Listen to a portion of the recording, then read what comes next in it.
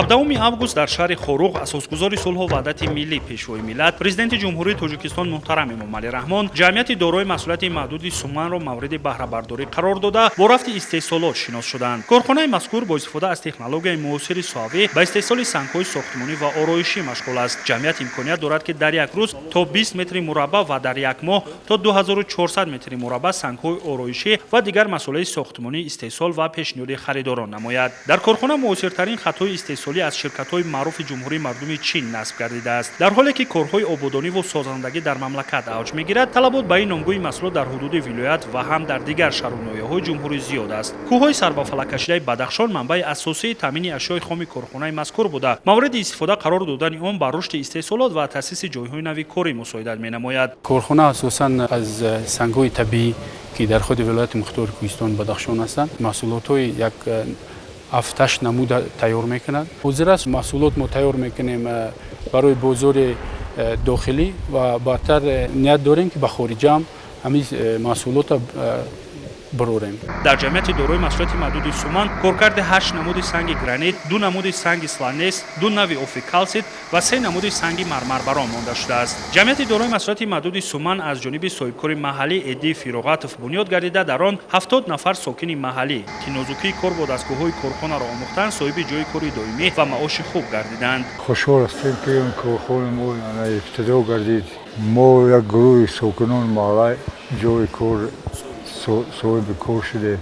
ҳамаи мо кормандон малакаи кор бо дастгоҳ омӯхтем. мо бовар дорем маҳсулоти аълосифат истеҳсол мекунем.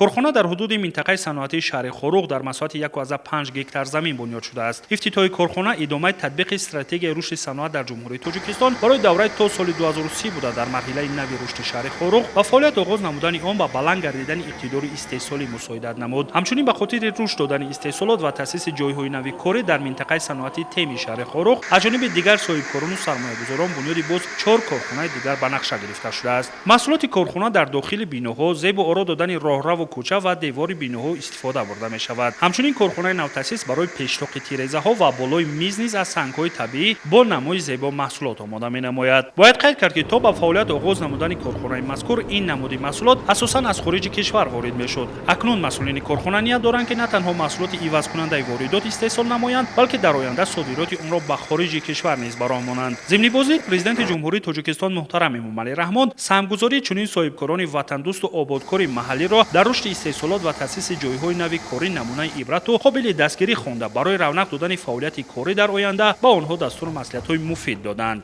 дар ҳамин ҷо сарвари давлат муҳтарам Эмомалӣ Раҳмон ҳамчунин аз намоиши маҳсулоти корхонаҳои саноатии вилоят дидан намуданд. иттилоъ дода шуд ки дар 6 моҳи соли ҷорӣ корхонаҳои саноатии вилоят ба маблағи 75,1 миллион сомонӣ маҳсулот истеҳсол карданд. дар ҳудуди вилоят феълан 88 корхонаи саноатӣ фаъолият дошта корҳо дар самти таъсиси корхонаҳои саноатии насоҷӣ, металлургияи рангаву сиёҳ, саноати сабук ва хӯрокворӣ, маҳсулоти сохтмонӣ ва мошинсозӣ идома дорад. ба сарвари давлат иттилоъ доданд ки то таҷлили 35-солагии истиқлолияти давлати ҷумҳурии Тоҷикистон дар ҳудуди вилоят сохтмону ба истифодадиҳии 92 корхонаи дигари саноатӣ бо 1440 ҷойи нави корӣ дар назар дошта шудааст ки ин нақша низ давра ба давра бо дастгирии ҳукумати мамлакат амалӣ гашта истодааст. аллакай дар 6 моҳи соли ҷорӣ дар ҳудуди шаҳру ноҳияҳои вилоят 6 корхонаи нав ба фаъолият оғоз намуда ин нишон дод то анҷоми соли ҷорӣ ба 29 адад расонида мешавад. айни замон дар доираи дастуру супоришҳои пешвои муаззами миллат дар самти ташкили корхонаҳо бо технологияи муосир, таъсиси паркҳои инноватсиониву технологӣ, марказҳои коркарди иттилоот ва ба ин васила таъсис додани ҷойҳои нави корӣ нав ва истеҳсоли маҳсулоти ниҳоӣ дорои арзишҳои баланди илова шуда дар ҳудуди вилоят чораандешиҳо идома доранд. президенти ҷумҳурии Тоҷикистон муҳтарам Эмомалӣ Раҳмон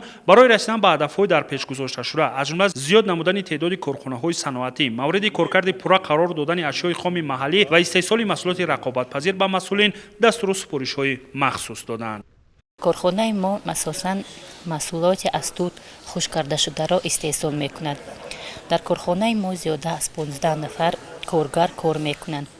маҳсулоти худро мо ба давлатҳои хориҷа содирот мекунем. дар давлатҳои хориҷа талабот бисёр аст ба харид кардани маҳсулоти мо.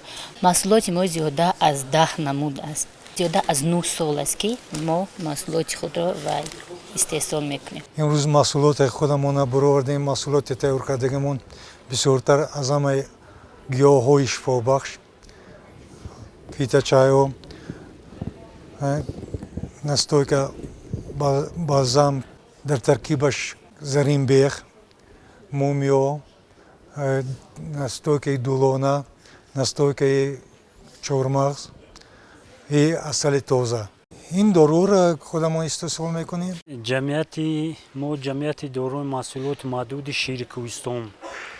ما در خود همین منطقه همین شیر طبیعی استحصالات ما است. ما اساساً 12 نمود محصولات شیری را میبریم: جرغوت، شیر، یوگورت، کفیر میوگی، تворог، بعد سمیتانه. همین نمودهای محصولات ما میبریم. حاضر نیت داریم که پنیر براریم از شیر قطاس. حاضر همین نیت داشتگیم. حاضر همین که کار کرده استودیم. ما فیلیال کارخانه دولتی زواد پروتزی ارتوپدی شهر دوشنبه در خروغ. ما محصولات ما بیشتر برای آدمان امکانیتشون محدود است میبریم. من پروتز برای پا که پا ندارن ارتز میکنیم که پاشون کوتاه هست، کمربند تیار میکنیم، استحصال میکنن.